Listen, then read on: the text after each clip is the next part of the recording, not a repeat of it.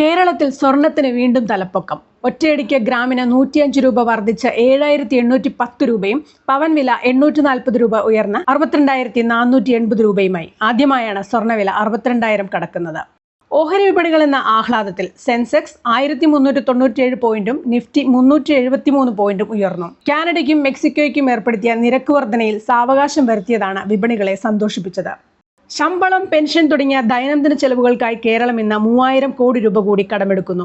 Reserve ബാങ്കിന്റെ core banking സംവിധാനമായ ഈ കുബേര വഴിയാണ് കടമെടുപ്പ്. ഈ സാമ്പത്തിക വർഷം ഇനി ശേഷിക്കുന്നത് 1,000 കോടി രൂപ മാത്രം. കൂടുതൽ വായ്പയ്ക്ക് കേന്ദ്രം അനുമതി നൽകിയില്ലെങ്കിൽ സംസ്ഥാനത്തിന്റെ സാമ്പത്തിക സ്ഥിതി പരുങ്ങലിൽ.